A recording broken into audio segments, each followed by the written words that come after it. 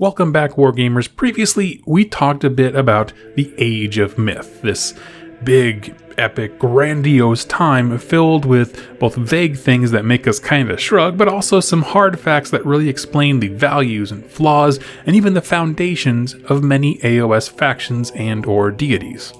The defining theme that I mentioned towards the Age of Myth was that the bulk of the gods were busy and or distracted. The elven gods minus Alariel were pulling souls from the captive Slaanesh, Sigmar was out and about fighting greenskins and beasts of chaos, making the lands safe for mortals, Nagash was building the Black Pyramid and the Ossiarch Bone Reapers in secret, and everyone else just either got busy or simply weren't paying attention. Because slowly but surely, the immense growth and prosperity of the realms began to attract the attention of the Chaos Gods. There were cities being built, the perfect playground for Tzeentch, a booming population which meant more skulls and blood for Khorne, verdant forests which made for an appetizing addition to Nurgle's garden. And so the Chaos Gods set their eyes on the mortal realms. And it coincided with this time where the pantheon of non-Chaos Gods were not on guard, or even ready or looking to see which way the winds were blowing. Now, like most things that change the course of history, it began small. Maybe a small warrior tribe led by a mystic or a priest begins to go on more raids, basically, slowly finding the slaughter to be more and more intoxicating. Perhaps crops become diseased and farmers are filled with despair, or politicians vie for power and authority for fun just as much as practical reasons. And all these little actions mean nothing in the grand scheme of things. The mortal realms are huge, but bit by bit, the temperature begins to rise and no one's noticing. Aggression and hubris and hopelessness all trickle in at the bottom rungs of society, corrupting people here and there.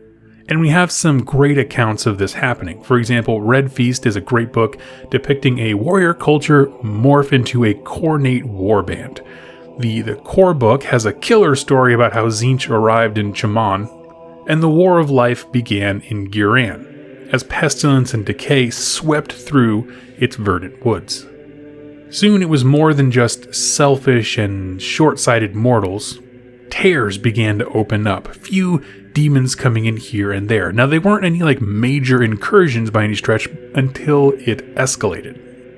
We often think of the Age of Myth and Age of Chaos to be these really tightly defined times, but they actually kind of blur together for a bit, because not every realm was entered equally and at the same time. We don't know if Khorne got into Aqshy in full force, before or after at the same time as Nurgle and Ghyran or Tzeentch and Chamon. Never mind the fact that there are warbands from every god plus Archaon going into every other realm. But this escalation continues until it is finally catching the attention of the Pantheon, which is now crumbling as many of them have different priorities and projects in play. Now, like I said, we don't have an exact timeline to my knowledge, but there are some major story beats in no particular order that I want to cover. Corgus Cole, now a human, calls a Red Feast, an honorary dinner, basically, and kind of a tournament, sort of, martial tournament, to unite the many barbarian tribes of Aqshy in order to save his people from an incoming threat. But due to Khorne influence, this has become an epic slaughter that dumps so much blood and rage into the realms that the Blood God's minions are able to truly pierce the veil. Again, that's what's covered in the book Red Feast. Go check it out. In Ghyran, Nurgle is overjoyed to see such a bountiful amount of life, and sets to corrupting it and breaking it down immediately. You've got diseases and plagues and rot and flood into the realm of life. Alariel and her forces of Sylvaneth and mortals cannot stop this feculent tide coming at him, and the War of Life begins, and Nurgle's ascendant right out of the gate. He starts strong. In Chamon, Tzeentch influence and even undercover agents manipulate the local mortals to enact a great ritual, which they think will help get rid of a god beast in the area, but in fact opens a door to Tzeentch's realm, to which demons pour directly into Chamon. The All Points, a hub of commerce and trade between every realm, is claimed and conquered by Archaon, Grand Marshal of the Apocalypse, and this would serve as the ultimate military staging ground, ensuring that he can feed troops into every realm, making his dream of conquest a reality. Over in Hysh, the Spirefall occurs, which sees the elves there tear each other apart with an incredible reality-splitting weapon, loadout, that results in total society collapse and floods of demonettes pour in. What I'm really trying to get at here is there's a lot going on across an incredible distance, and individually they're all very tragic, not necessarily happening at the same time, but when you zoom back a little bit, it looks like one period of time where the world is going insane. Just as the death of a human body is a singular event, it's made up of many different organ and system failures. So too, the Age of Chaos is a defining point in history made up of these colossal tragedies, because I just rattled off like 5 big events, but those all represent atrocities that are hard to fathom.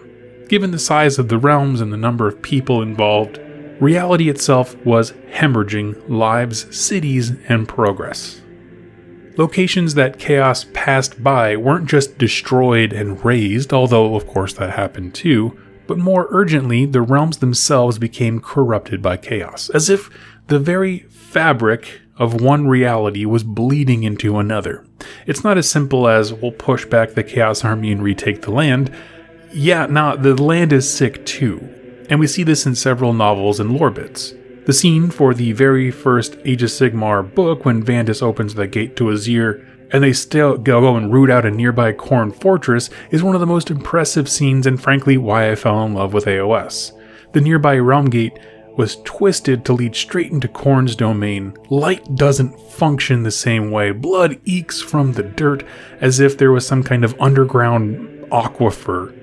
The air smells like metal from the iron in the blood, and all of this is just hell itself pouring into reality. It's happening all over the place at an unprecedented rate. And all these events put huge chaos armies into the mortal realms.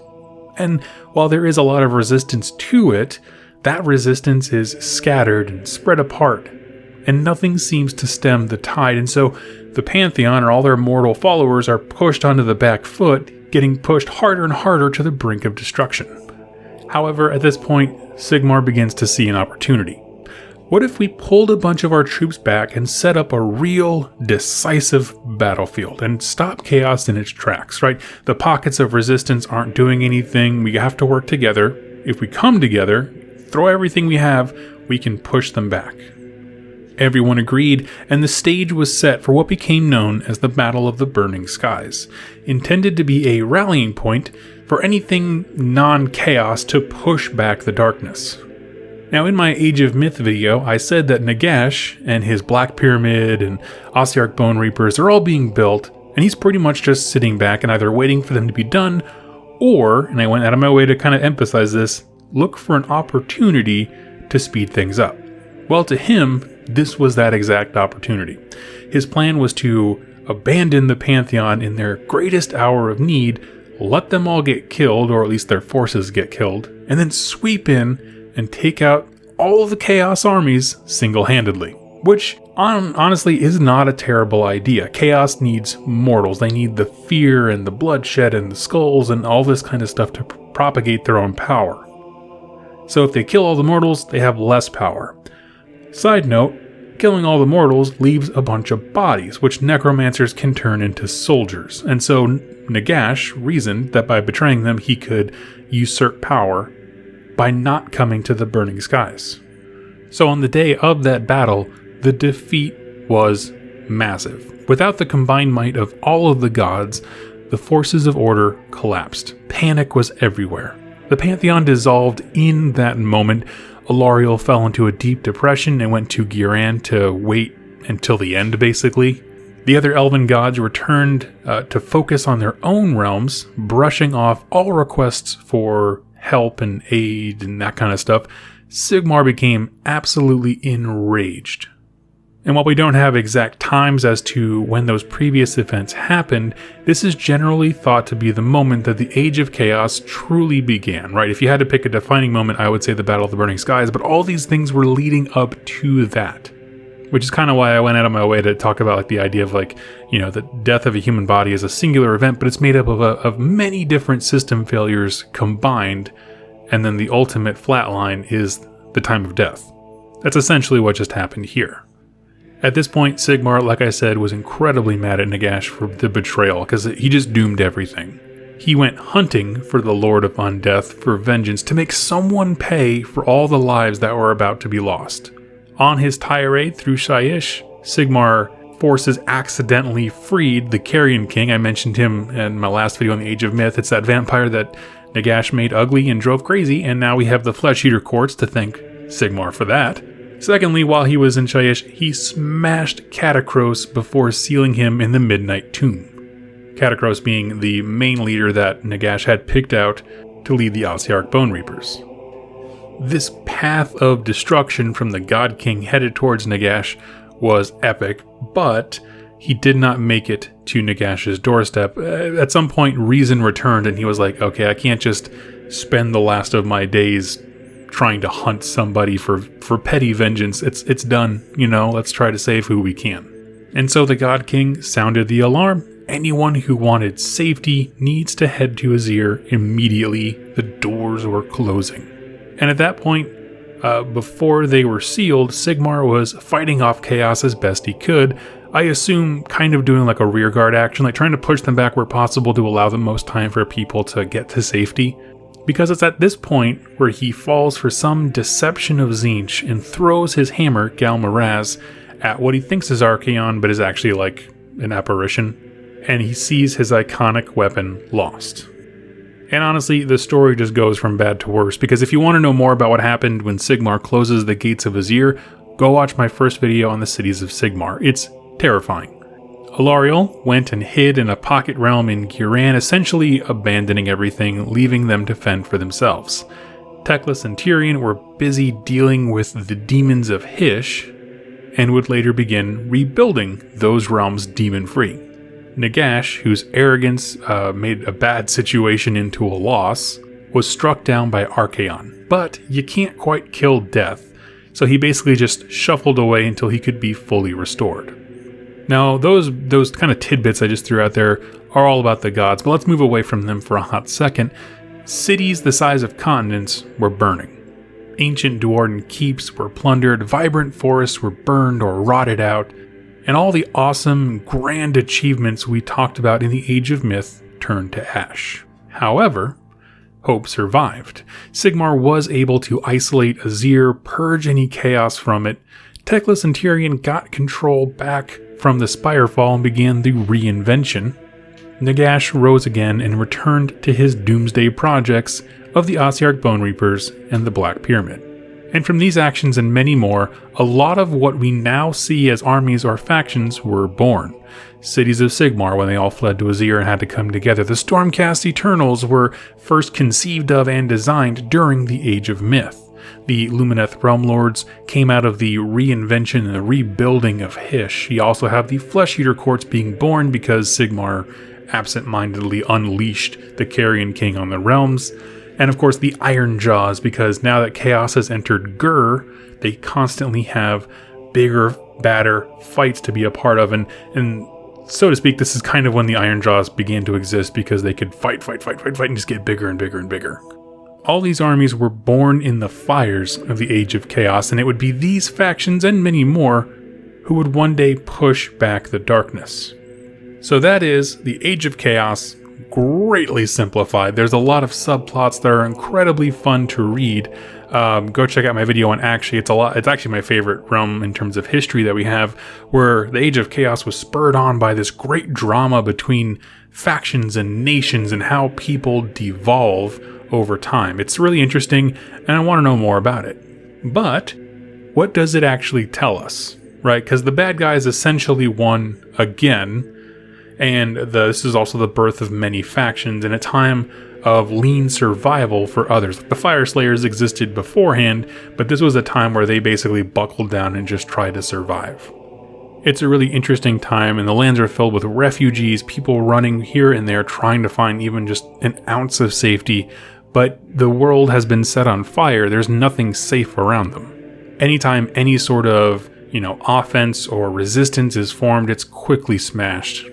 And the Age of Chaos goes on like this for hundreds of years. It is a slow burn. However, when the Age of Sigmar starts, they have just about conquered everything. It was like the last gasp of air before everything died. If you read the Slaves to Darkness battle tome, the way that they kind of describe it, I really, really enjoyed, where we have this perception that because Sigmar is so big, his name is, he's the poster boy, they're the branding and that kind of stuff. We get a sense that the forces of order are really big, you know what I mean? But what they described in the Slaves to Darkness book is like, no. The world is black. Like, it's been won in the Age of Chaos. What we know as the forces of order are just pinpricks of light in a sea of darkness. Like if there were only 13 stars in the sky or something like that. Like just these very, very isolated events, very, very overwhelmed by the darkness around them. It's a great setting for this kind of constant war, and the distances are so great that it's not like these chaos forces can just descend and squash out the light. It takes time to get there, time where these cities can reinforce and get stronger and better and all this kinds of stuff. Epic dramas between chaos and order. I love it all. Tell me this, just like I did last time, I want you to go check out the little short stories they have in the quote-unquote timeline section. There's no timeline given, but you know what I mean, of your battle tome. What is your favorite Age of Chaos story? I'd love to read it. Thank you all so much for watching and listening. I look forward to talking to you in my next Age of Sigmar lore video. Happy wargaming. Hey everybody, I hope you enjoyed that video. It was made possible by the folks over here to the left. These are my top supporters over here on YouTube and on Patreon that keep this channel going. If you'd like to learn more about how to become a supporter and get some cool things in the process, like exclusive pictures and interactions with me and get your questions answered here on the channel, go ahead and click any of the links down below or the join button on the community page over on YouTube. Regardless of your choice, I wanted to thank you so much for joining me with this video, and I look forward to seeing you in my next one. Happy wargaming.